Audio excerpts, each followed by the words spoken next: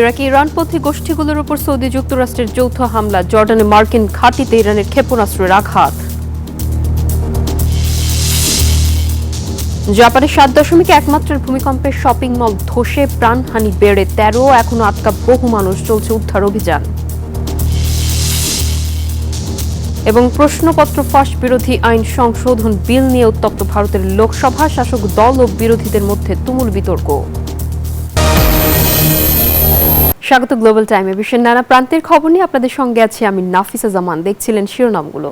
গত এক মাসে সৌদির তেল স্থাপনায় ড্রোন হামলার জবাবে ইরাকে ইরানপন্থী গোষ্ঠীগুলোর উপর যৌথ বিমান হামলা চালিয়েছে যুক্তরাষ্ট্র ও সৌদি আরব।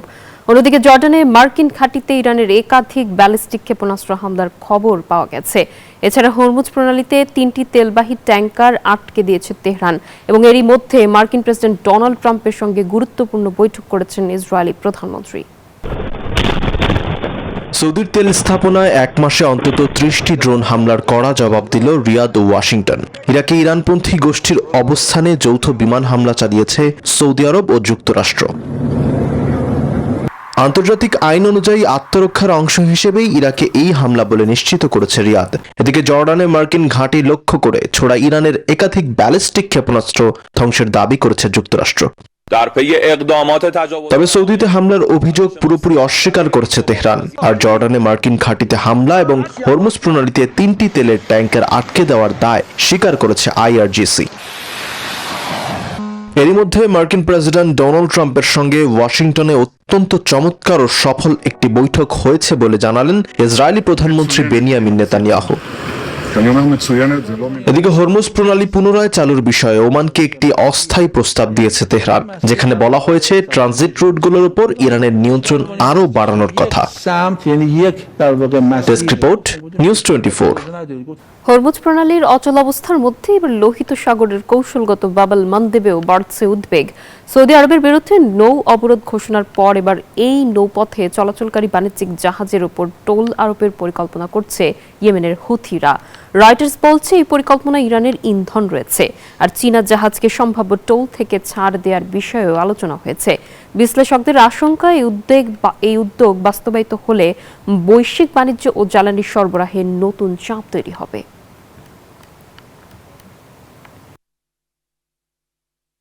হঠাৎ প্রলয়ঙ্কারী ভূকম্পনে ফের মৃত্যুপুরীতে পরিণত হয়েছে জাপানের কুমামোতোতে প্রদেশ। 7.1 মাত্রার ভয়াবহ এই বিপর্যয়ে প্রাণহানি বেড়ে 13 জনে পৌঁছেছে। ধ্বংসস্তূপে আটকা পড়া মানুষদের বাঁচাতে সময়ের সঙ্গে পাল্লা দিয়ে চলছে জোরদার উদ্ধার অভিযান। ভূতত্ত্ববিদরা জানিয়েছেন 2016 সালের জোড়া ভূমিকম্পে হিনাগু ফল্ট লাইনে সঞ্চিত চাপই এবারের কম্পনের অন্যতম কারণ। প্রবল কম্পন, পরপরই ধসে পড়ে বহুতল ভবন, সড়কের ঢালসহ একাধিক স্থাপনা। আতঙ্কে ছুটাছুটি সাধারণ মানুষের। 7.1 মাত্রার ভূমিকম্পে বিপর্যস্ত জাপানের দক্ষিণ পশ্চিমাঞ্চলীয় প্রদেশ কুমামোতোর দৃশ্য এটি। ভূপৃষ্ঠের 10 কিলোমিটার গভীরে উৎপন্ন কম্পনটি অনুভূত হয় দক্ষিণ কোরিয়াতেও। আয়তনে চতুর্থ ও জনসংখ্যায় দ্বিতীয় বৃহৎ প্রদেশ কুমামোতোতে বাড়ছে প্রাণহানি। শপিং মল, কারখানা ও বসতবাড়ির ধ্বংসাবশেষে আটকে পড়াদের উদ্ধারে তৎপরতা বাড়ানোর প্রতিশ্রুতি দিয়েছেন জাপানের প্রধানমন্ত্রী সানায়ে তাকাইচি। হতাহতদের প্রতি শোক জানাচ্ছি। প্রত্যেকটি বাহিনী সময়ের বিরুদ্ধে লড়াই করে উদ্ধারে নেমেছে। ক্ষতিগ্রস্ত অবকাঠামো মেরামত সহ সব ধরনের পদক্ষেপ নেওয়া হচ্ছে। এদিকে 1.5 লাখ মানুষ বিদ্যুৎ বিচ্ছিন্ন, বাস্তুচ্যুতরা ঠাঁই নিয়েছেন আশ্রয় কেন্দ্রে। এমন পরিস্থিতিতে উন্নত প্রযুক্তির ব্যবহার নিশ্চিত করে আগাম সতর্কবার্তা অবলম্বনের তাগিদ দিয়েছেন টোকিও বিশ্ববিদ্যালয়ের ভূকম্পবিদ রবার্ট গেলার। 2016 সালেও কুমামোতোতে 6.5 ও 7.3 মাত্রার দুটি শক্তিশালী ভূমিকম্প আঘাতে প্রাণ হারান 270 জনেরও বেশি মানুষ। সে সময় হিনাগু ফল্ট লাইন বা হিনাগু শিলাস্তরের ভেতরের ফাটলে সঞ্চিত চাপ থেকেই এবারের কম্পনের সৃষ্টি বলে মত ভূতত্ত্ববিদদের। নীরব দাস, নিউজ 24। ভারতের লোকসভায় প্রশ্নপত্র ফাঁস বিরোধী আইন সংশোধনের বিল নিয়ে আবারও শুরু হয়েছে আলোচনা, যেখানে কংগ্রেস সংসদ সদস্য এবং বিরোধী দলীয় নেতা রাহুল গান্ধী বিতর্কে অংশ নেন। এ সময় শাসক দল ও বিরোধী দলের মধ্যে তুমুল বাকবিতণ্ডা শুরু হয়। অধিবেশনের শুরুতে একটি বিল উত্থাপনকে কেন্দ্র করে শুরু হওয়া আলোচনা পরে রূপ নেয় উত্তপ্ত রাজনৈতিক সংঘাতে। এক পর্যায়ে ব্যাহত হয় সংসদীয় কার্যক্রম। পারস্পরিক অভিযোগ পাল্টা অভিযোগে সরগরম লোকসভা। রাজনৈতিক উত্তাপের মধ্যেই সামনে এগুচ্ছে সংসদীয় অধিবেশন। শাসক দল ও বিরোধীদের মুখোমুখি অবস্থানে উত্তপ্ত হয়ে ওঠে অধিবেশন কক্ষ। অধিবেশনের শুরুতেই জন্ম নিবন্ধন ও মৃত্যু সনদ সংক্রান্ত একটি বিলের নতুন সিদ্ধান্ত তুলে ধরেন কেন্দ্রীয় স্বরাষ্ট্রমন্ত্রী অমিত শাহ।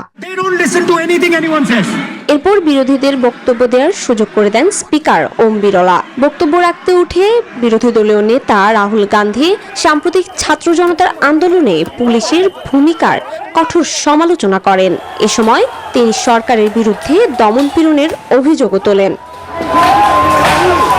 রাহুল গান্ধীর বক্তব্যে তীব্র প্রতিক্রিয়া জানায় গেরুয়া শিবির। ক্ষমতাসীন বিজেপির আইন প্রণেতারা তার বক্তব্যের প্রতিবাদ জানান। দলটির সংসদ সদস্য কিরেন রিজিজু রাহুলের মন্তব্যকে অসাংবিধানিক বলে আখ্যা দিয়ে প্রকাশ্যে ক্ষমা চাওয়ার দাবি জানান। এতে মুহূর্তেই উত্তপ্ত হয়ে ওঠে লোকসভা। শাসক ও বিরোধী দলের সদস্যদের মধ্যে শুরু হয় তুমুল বাকবিতণ্ডা। পরিস্থিতি শান্ত করার চেষ্টা করেও বারবার বাধার মুখে পড়েন স্পিকার। এক পর্যায়ে কেন্দ্রীয় মন্ত্রী এবং বিজেপির জাতীয় সভাপতি জগৎ প্রকাশ নাড্ডা রাহুল গান্ধীকে সংযত ভাষা ব্যবহারের আহ্বান জানান। তবে ততক্ষণে উত্তেজনায় ভেস্তে যায় সংসদের স্বাভাবিক কার্যক্রম। চৈতি রয়, নিউজ 24। গাজায় পরিকল্পিত বোমা বর্ষণ করে অন্তত 1050টি মসজিদ ধ্বংস করেছে ইসরায়েল। মঙ্গলবারও আল মুত্তাকিন মসজিদ ধ্বংস করে দেয় দখলদাররা। এতে জাতিসংঘের নিরাপত্তা পরিষদে ফের রাষ্ট্রনীতি বাস্তবায়নের আলোচনা গড়ায় বাক বিতণ্ডায়। গাজার রণক্ষেত্রে তখন খানিকটা স্বস্তির খোঁজে ফিলিস্তিনিরা। ঠিক সেই সময়ে ইসরায়েলি বিমানের গর্জন, বিকট বিস্ফোরণে কেঁপে ওঠে গাজা সিটি। চোখের সামনে ধ্বংসস্তূপে পরিণত হয় আল মুত্তাকিন মসজিদ। এভাবে অন্তত 1050টি মসজিদ ধ্বংস করেছে নেতানিয়াহুর দখলদার বাহিনী। তাদের আগ্রাসনে মোট 1275টি মসজিদের সবকটির অস্তিত্বই বিলীনের পথে। ফিলিস্তিনিদের ভূখণ্ড দখল করাই হামলার মূল লক্ষ্য বলে অভিযোগ যুদ্ধবিধ্বস্তদের। বাঁচার তাগিদে ঘরবাড়ি ছেড়ে উপকূলীয় এলাকায় এসেছি। বর্তমানে গাজার 70% এলাকায় ইসরায়েলি বাহিনীর নিয়ন্ত্রণাধীন। তাদের নির্মম হামলায় প্রায় 20 লাখ ফিলিস্তিনি বাধ্য হয়ে ঠাঁই নিচ্ছে উপকূলীয় এলাকায়। পরিকল্পিতভাবে সৃষ্ট এই পরিস্থিতির নিন্দায় ফের জাতিসংঘের নিরাপত্তা পরিষদে ঝড় তুলল চীন।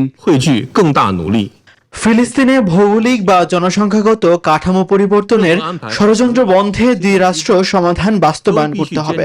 মানবিক বিপর্যয় থেকে পুরো জাতিকে টেনে তোলা বিশ্বের দায়িত্ব। চীন বলছে গাজায় লাগাতার আগ্রাসন চালিয়ে ইসরায়েল বহু আগেই আন্তর্জাতিক আইনের কবর দিয়েছে। আন্তর্জাতিক মহলের এমন সমালোচনায় যুক্তরাষ্ট্রকেও সমানভাবে দায়ী করা হচ্ছে। অনেকের মতে ওয়াশিংটনই তেল আবিবকে বিপুল অস্ত্র সরবরাহ করে দীর্ঘমেয়াদী আগ্রাসনে নীরব সমর্থন দিয়ে আসছে। নীরব দাস, নিউজ 24। বিশ্বজুড়ে রোবট প্রযুক্তির বাজারে দ্রুত আধিপত্য বিস্তার করছে চীন। এই অগ্রযাত্রাকে জাতীয় নিরাপত্তার জন্য হুমকি হিসেবে দেখছে যুক্তরাষ্ট্র। এই দৌরাত্ম্য ঠেকাতে চীনের রোবটের উপর নিষেধাজ্ঞা আরোপ করেছে ট্রাম্প প্রশাসন। নিজেদের জন্য জাতীয় নিরাপত্তা ঝুঁকির কারণ হিসেবে উল্লেখ করে রোবটগুলোর উপর নিষেধাজ্ঞা জারি করে দেশটির ফেডারেল কমিউনিকেশনস। এরপরই পাল্টাপাল্টি কঠোর বার্তায় আরো উত্তপ্ত হয়ে উঠেছে ওয়াশিংটন বেইজিং সম্পর্ক।